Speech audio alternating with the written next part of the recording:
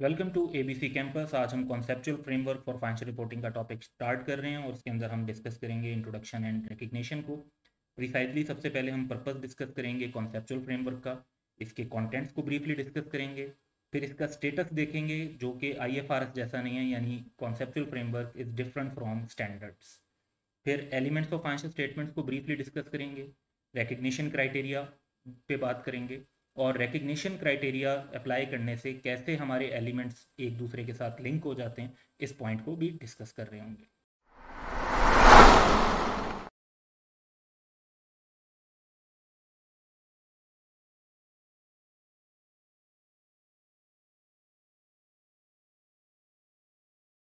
तो सबसे पहले पर्पस की बात करते हैं। तो conceptual framework for financial reporting के जो बेसिकली पर्पस इज मेंशन है, इसको हम शॉर्टली कॉन्सेप्चुअल फ्रेमवर्क या जस्ट फ्रेमवर्क भी कह देते हैं। Describe the objective and concept for general purpose financial reporting. अब इसमें जो ऑब्जेक्टिव और कॉन्सेप्ट डिफाइन किए गए हैं, तो उसका पर्पस क्या है? पर्पस बेसिकली ये है कि एक तो IASB international accounting standard board को असिस्ट करना, ताकि वो एक कंसिस्टेंट स्टेप्स की बेसिस पर IFRS डेवलप कर सकें। तो अगर आप एसेट लाइबिलिटी की डेफिनेशन डिफाइन कर देते हैं, उनका रिकग्निशन क्राइटेरिया डिफाइन कर देते हैं, तो जब स्टैंडर्ड सेटिंग की जा रही होती है तो स्टैंडर्ड के अंदर वो सेम कॉन्सेप्ट यूज़ किए जाते हैं। इससे जो स्टैंडर्ड डेवलप होते हैं वो कंसिस्टेंट होते हैं। हाँ, कुछ जगह पे डेविएशन पॉसिबल होती है, लेकिन जो मेन फ्रेमवर्क, जो मेन गाइडलाइन है, वो सेम होने की वजह से कंसिस्टेंसी बड़ी हद तक सिग्निफिकेंटली अचीव रहती है। सेकेंड है to assist prepares to develop consistent accounting policies जहाँ पे कोई स्टैंडर्ड ना हो। अब बाज़ औक़ात ऐसी ट्रांजैक्शन हमें देखनी पड़ती है बिजनेस में, या एक ऐसा इवेंट हो जाता है जिस पर हमें कोई स्पेसिफिक स्टैंडर्ड नहीं मिलता, या एक ऐसा स्टैंडर्ड भी होता है जिसमें हमें दो अकाउंटिंग पॉलिसीज़ की चॉइस अवेलेबल है। तो हमें कौन सी पॉलिसी अप्लाई करनी चाहिए, हमारे बिजनेस पे, हमारी सिचुएशन पे कौन सी पॉलिसी ज़्यादा बेहतर सूट करती है, और जहाँ स्टैंडर्ड नहीं है वहाँ पर हम अकाउंटिंग के लिए क्या देखें। तो उसके लिए जो ये जनरल गाइडलाइन होती है कि एसेट की डेफिनेशन ये है, लाइबिलिटी की डेफिनेशन ये है, इनकम और एक्सपेंस ये होता है, रिकग्निशन के क्राइटेरियाज ये हैं, तो इनको हम अप्लाई करके जो है अकाउंटिंग कर सकते हैं, इवन उस जगह पे भी जहाँ पर हमारे पास रेलिवेंट स्टैंडर्ड ना हो। इसी तरीके से जो फ्रेमवर्क है वो असिस्ट करता है तमाम पार्टीज को to understand and interpret the standard. जो जिस तरह से हम एकेडमिक्स में हैं, तो हमें स्टैंडर्ड्स को समझने में मदद मिलती है, इसी तरह रेगुलेटर्स को जो है स्टैंडर्ड्स को समझने में मदद मिलती है, जैसे SCCP वगैरह है। तो अकाउंटेंट्स, नॉन अकाउंटेंट्स, सब जो स्टैंडर्ड का जो बेस कॉन्सेप्ट है उसको अंडरस्टैंड करने में फ्रेमवर्क हेल्प कर रहा होता है। अब प्रिसाइजली अगर बात करें तो कॉन्सेप्चुअल फ्रेमवर्क कंट्रीब्यूट करता है IFRS फाउंडेशन और IASB के मिशन को। अच्छा, मिशन वो क्या है? वो मिशन ये है कि ट्रांसपेरेंसी, अकाउंटेबिलिटी और एफिशिएंसी लानी है financial markets around the world में। तो कॉन्सेप्चुअल फ्रेमवर्क इसकी फाउंडेशन कैसे प्रोवाइड करता है? ये कंट्रीब्यूट करता है ट्रांसपेरेंसी को। कैसे? क्योंकि जब एक कंसिस्टेंट वे में स्टैंडर्ड्स बनते हैं तो इंटरनेशनल कंपेरेबिलिटी अचीव होती है, क्वालिटी ऑफ फाइनेंशियल इंफॉर्मेशन अच्छी होती है, जिससे जो मार्केट के इन्वेस्टर्स हैं, यूजर्स हैं, वो सही और इन्फॉर्म डिसीजन मेकिंग कर सकते हैं। फिर इसमें अकाउंटेबिलिटी को स्ट्रेंथन किया जाता है। कैसे? क्योंकि एक इन्फॉर्मेशन का गैप होता है बिटवीन प्रोवाइडर ऑफ कैपिटल जैसे इन्वेस्टर, लैंडर्स वगैरह और मैनेजमेंट। तो ऐसी अकाउंटिंग रिपोर्टिंग जो है कॉन्सेप्ट बनाए गए हैं जिससे जो मैनेजमेंट का पर्सपेक्टिव है वो भी आइडिया मिले प्रोवाइडर्स ऑफ कैपिटल को, और प्रोवाइडर्स ऑफ कैपिटल को जो इन्फॉर्मेशन चाहिए लेकिन उनके पास नहीं है, मैनेजमेंट के पास है, वो उनको प्रोवाइड की जाए। इसी तरीके से IFRS और कॉन्सेप्चुअल फ्रेमवर्क हैं, वो रेगुलेटर्स के लिए भी इंफॉर्मेशन का सोर्स है। तो इससे अकाउंटेबिलिटी अचीव होती है जब मैनेजमेंट की गिवन रिपोर्ट को, उसकी गिवन इंफॉर्मेशन को प्रोवाइडर्स ऑफ कैपिटल देखते हैं। फिर ये इकोनॉमिक एफिशिएंसी की तरफ भी कंट्रीब्यूट करता है, जब अक्रॉस द वर्ल्ड एक सिंगल सेट ऑफ स्टैंडर्ड है IFRS, उसको फॉलो किया जा रहा होगा, एक सेम कॉन्सेप्ट की बेस पर वो बने हुए हैं, दैट इज कॉन्सेप्चुअल फ्रेमवर्क। तो कॉस्ट ऑफ कैपिटल भी कम हो जाएगी, जो इन रिपोर्टिंग कॉस्ट है, अकाउंटिंग डिपार्टमेंट को रन करने की जो कॉस्ट है, ऑपरेशनल कॉस्ट है, वो कंसिडरेबली रिड्यूस हो जाती हैं, खासतौर पर मल्टीनेशनल एंटिटीज़ के लिए। कंटेंट्स की बात करें तो बेसिकली कॉन्सेप्चुअल फ्रेमवर्क जो है वो 8 चैप्टर्स में डिवाइडेड है। चैप्टर 1 है objective of general purpose financial reporting, objective को डिफाइन किया हुआ है। Qualitative characteristics of useful financial information को डिफाइन किया हुआ है, ये अर्लियर स्टडीज में आप लोग कवर करते हैं।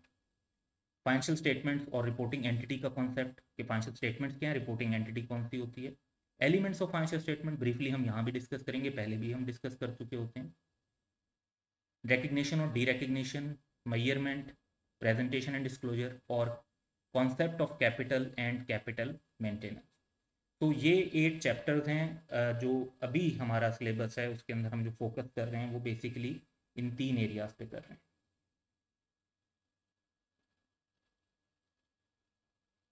तो एलिमेंट्स को तो जनरली सिर्फ इसलिए पढ़ रहे हैं ताकि उनकी रिकग्निशन और मेजरमेंट को डिस्कस कर सकें। In fact we are focusing on recognition, measurement and capital maintain.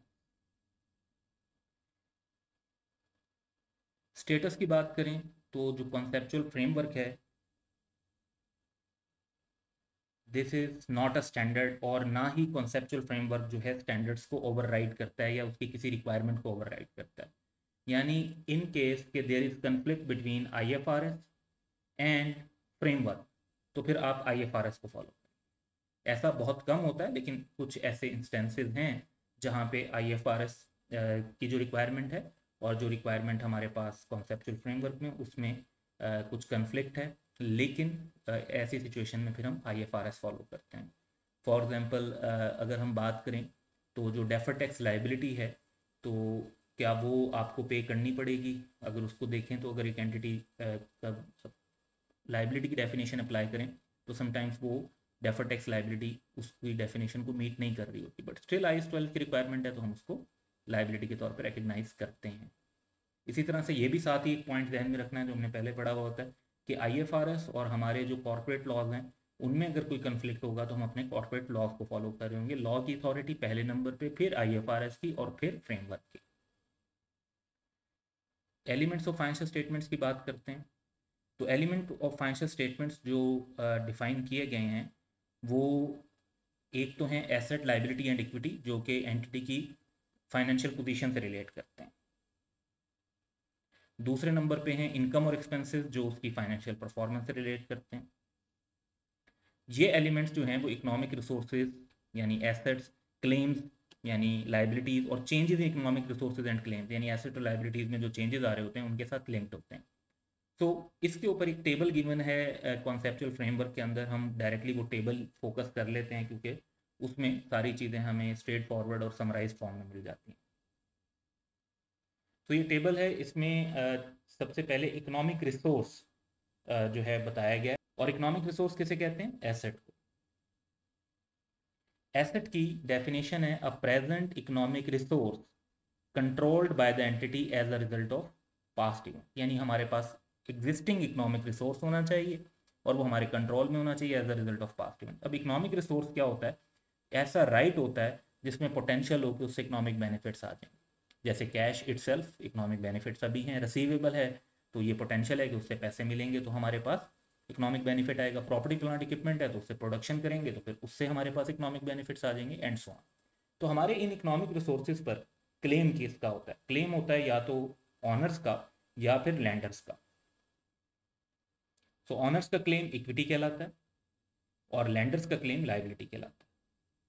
तो लाइबिलिटी की डेफिनेशन है present obligation of entity to transfer an economic resource as a result of past event.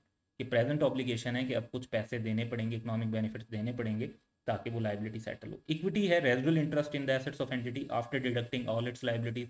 तो इक्विटी को ऐसे ही डिफाइन किया जाता है कि लाइबिलिटीज के बाद एक बिजनेस में जो कुछ भी बचेगा जो एक एंटिटी में, वो जिसका होगा वो इक्विटी होल्डर्स हैं। इसके बाद हम बात करते हैं changes in economic resources and claims reflecting financial performance. तो एसेट और लाइबिलिटीज में और इक्विटी में जो चेंजेस होते हैं, कुछ चेंजेस ऐसे होते हैं जो फाइनेंशियल परफॉर्मेंस को रिफ्लेक्ट करते हैं और कुछ इनके अलावा होते हैं जिन्हें हम अदर कह देते हैं। जो फाइनेंशियल परफॉर्मेंस को रिफ्लेक्ट करते हैं वो इनकम और एक्सपेंस है। तो एसेट का इंक्रीज होना गेन है, डिक्रीज इन लाइबिलिटी होना तो हमारा फायदा है, तो ये भी एक इनकम होगी। That results in increase in equity other than those relating to contribution from holders of equity claim, यानी शेयर कैपिटल इशू करने से जो पैसे आते हैं उससे भी आपकी इक्विटी बढ़ रही होती है, उससे भी आपके एसेट बढ़ रहे होते हैं, लेकिन वो इनकम नहीं है। एक्सपेंसेस में बात करें तो डिक्रीज इन एसेट जैसे डेप्रिसिएशन वगैरह, इंक्रीज इन लाइबिलिटी, लाइबिलिटी बढ़ गई तो ये आपका लॉस है, एक्सपेंस है। That result in decrease in equity other than those relating to distribution to holders of equity claim. तो जब आप डिविडेंड पे करते हैं शेयर होल्डर्स को तो आपकी इक्विटी भी कम हो जाती है, आपका कैश का एसेट भी कम हो जाता है, लेकिन डिविडेंड पे करना एक्सपेंस नहीं है। सो बेसिकली जो अदर चेंजेस हैं वो यही दो हैं कि जब शेयर इशू करेंगे तो कंट्रीब्यूशन फ्रॉम होल्डर्स आएगी, और जब आप अपने शेयर होल्डर्स में डिविडेंड डिस्ट्रीब्यूट करेंगे तो बेसिकली वो आपका ऐसा चेंज होगा जिससे इकोनॉमिक रिसोर्सेज और क्लेम तो चेंज हो रहे हैं लेकिन वो फाइनेंशियल परफॉर्मेंस से रिलेट नहीं करता। इसी तरह बाद वक़्त ऐसे एक्सचेंज ऑफ एसेट और लाइबिलिटीज़ भी होता है जिससे इंक्रीज और डिक्रीज इन इक्विटी नहीं होता, यानी सेम अमाउंट पर एसेट और लाइबिलिटी एक्सचेंज हो जाती है, तो फिर इन दैट केस हमारा वो इनकम और एक्सपेंस कंसीडर नहीं होता। नेक्स्ट चलते हैं। रिकग्निशन क्राइटेरिया की बात करें तो कॉन्सेप्चुअल फ्रेमवर्क के मुताबिक सिर्फ वो आइटम रिकग्नाइज होने चाहिए जो एसेट, लाइबिलिटी या इक्विटी के स्टेटमेंट ऑफ फाइनेंशियल पोजीशन में जो उसकी डेफिनेशन को मीट करते हैं। इसी तरीके से जो आइटम इनकम और एक्सपेंस की डेफिनेशन को मीट करते हैं वो फाइनेंशियल परफॉर्मेंस में रिकग्नाइज होने चाहिए, जैसे स्टेटमेंट ऑफ प्रॉफिट और लॉस में, स्टेटमेंट ऑफ कॉम्प्रिहेंसिव इनकम में। अब लेकिन ये बात भी ध्यान में रखनी है कि not all items that meet the definition of one of those elements are recognise. बाद वक़्त एक चीज़ जो है वो इनकम की डेफिनेशन को हो सकता है मीट कर रही हो सकता है कि वो आपके एसेट की डेफिनेशन को मीट कर रही हो लेकिन आप उसे रिकग्नाइज ना कर पा रहे हो। रीज़न बीइंग कि आपके पास वो इन्फॉर्मेशन नहीं है जिसकी बेस पर। फॉर एग्जांपल, एक हमारा एसेट है, हम ये अंडरस्टैंड करते हैं कि ये हमारा रिसोर्स है, हम ये अंडरस्टैंड करते हैं कि हमारे कंट्रोल में है, प्रेजेंट इकोनॉमिक रिसोर्स है, कंट्रोल में भी है, as a result of past event भी है, लेकिन अगर उसकी कॉस्ट रिलायबली मेजर नहीं कर सकते तो मे बी आप उसे रिकग्नाइज ना कर सकते हैं। सो not recognizing an item that meets the definition of one of the element makes the statement of financial position and statement of financial performance less complete और यूजफुल इन्फॉर्मेशन इस तरह financial statement से exclude हो रही होती है। तो इस बात का ख्याल रखना चाहिए कि जो भी चीज़ इंक्लूड हो सकती है वो इंक्लूड होनी चाहिए। ऑन द अदर हैंड कुछ सर्कमस्टांसेस ऐसे भी होते हैं कि एक एलिमेंट ऐसा है जिसको अगर आप इंक्लूड करेंगे वो डेफिनेशन को मीट कर रहा होगा लेकिन उसको रिकग्नाइज करने से कोई यूजफुल इन्फॉर्मेशन प्रोवाइड नहीं हो रही होगी, because sometime reliable measurement available नहीं है। रिलायबल मेजरमेंट ही अवेलेबल नहीं है तो उसको इंक्लूड करने से यूजर्स को कोई आप एक्स्ट्रा मीनिंगफुल इन्फॉर्मेशन प्रोवाइड नहीं कर रहे होंगे। तो इसमें जो एक जनरल क्राइटेरिया रिकग्निशन का है, वैसे तो हर स्टैंडर्ड के अंदर रिकग्निशन क्राइटेरिया डिस्कस हुआ होता है, जैसे प्रॉपर्टी प्लांट इक्विपमेंट में है कि इकोनॉमिक बेनिफिट्स का फ्लो प्रोबेबल होना चाहिए और कॉस्ट रिलायबली मेजर हो जाए एंड सो ऑन। तो जो जनरल क्राइटेरिया है वो ये है कि एन एसेट और liability is recognized only if recognition of that asset और लाइबिलिटी और उससे जो रिलेटेड इनकम एक्सपेंस है या इक्विटी में चेंज है वो यूजर ऑफ फाइनेंशियल स्टेटमेंट को वो इन्फॉर्मेशन प्रोवाइड करे जो यूजफुल हो। और यूजफुल का मतलब क्या है कि वो इन्फॉर्मेशन रेलिवेंट होनी चाहिए उस एसेट, लाइबिलिटी, इनकम एक्सपेंस या चेंज इन इक्विटी से रिलेटेड। अब इन्फॉर्मेशन कब रेलिवेंट होती है? जब वो यूजर्स की इकोनॉमिक डिसीजन मेकिंग को अफेक्ट कर सके। इसी तरह वो इन्फॉर्मेशन फेथफुली रिप्रेजेंट होनी चाहिए एसेट, लाइबिलिटी या इनकम एक्सपेंस से रिलेटेड। फेथफुली रिप्रेजेंट का क्या मतलब होता है कि इन्फॉर्मेशन कंप्लीट होनी चाहिए, फ्री फ्रॉम बायस होनी चाहिए, रिलायबल होनी चाहिए और सब्सटेंस को रिप्रेजेंट कर रही हो, जस्ट इकोनॉमिक फॉर्म को रिप्रेजेंट ना कर रही हो। तो ये कॉन्सेप्ट आपने रिकग्निशन क्राइटेरिया में अप्लाई करना है। How recognition links the element, इस पर एक बड़ा अच्छा डायग्राम गिवन है फ्रेमवर्क के अंदर। तो स्टेटमेंट ऑफ फाइनेंशियल पोजीशन में हम एसेट, लाइबिलिटीज और इक्विटी को रिकॉर्ड करते हैं। फिर स्टेटमेंट ऑफ फाइनेंशियल परफॉर्मेंस में जैसे स्टेटमेंट ऑफ कंप्रीहेंसिव इनकम है उसमें इनकम और एक्सपेंस रिकॉर्ड करते हैं। और फिर हमारी कुछ और इक्विटी की चेंजेस होती हैं जैसे शेयर इशू और डिविडेंड वगैरह। इससे हमारे पास जो एसेट और लाइबिलिटी और इक्विटी आ जाते हैं ईयर एंड के। सो बेसिकली आप opening statement of financial position से स्टार्ट करते हैं, उसमें इनकम और एक्सपेंस आते हैं, प्रॉफिट और loss, other changes in equity आते हैं और आपके पास क्लोजिंग एसेट, लाइबिलिटी और इक्विटी की वैल्यू आ जाती है। तो basically year two year statement of financial position जो होती है वो ओपनिंग से लेकर क्लोजिंग तक चेंज हो रही होती है because of income and expenses and share issue and dividends. तो अगर आप नोटिस करें तो एसेट, लाइबिलिटीज और इक्विटी के अंदर जो चेंजेस हैं वो किस वजह से आ रहे हैं? वो इनकम, एक्सपेंस और डिविडेंड और शेयर इशू की वजह से आ रहे हैं। तो यही जो भी एसेट और लाइबिलिटी का चेंज हो रहा होता है वो यहीं पे रिकॉर्ड हो रहा होता है। हाँ, बाद औक़ात ऐसी चीज़ें भी हैं जो सेम अमाउंट का एसेट और लाइबिलिटी का इम्पैक्ट आ रहा होता है तो वो फिर इनकम एक्सपेंस में नहीं होती। फॉर एग्जांपल, जब हम अपने क्रेडिटर को पेमेंट करते हैं तो हमारी लाइबिलिटी भी कम हो जाती है और हमारा एसेट भी कम हो जाता है, नेट इक्विटी पे कोई फ़र्क नहीं पड़ता। तो ये ट्रांजेक्शन जो है वो प्रॉफिट और लॉस में भी रिफ्लेक्ट नहीं हो रही थी कि पेमेंट टू क्रेडिटर जो है वो उसके अंदर कोई गेन लॉस नहीं है। तो इसके अलावा जो आइटम्स होते हैं वो स्टेटमेंट ऑफ फाइनेंशियल परफॉर्मेंस, और जैसे हमारे पास कंप्रिहेंसिव इनकम है, और कंट्रीब्यूशन और डिस्ट्रीब्यूशन यानी शेयर इशू एंड डिविडेंड, इनसे रिफ्लेक्ट हो रही होती है। तो that's all for today, have a good day.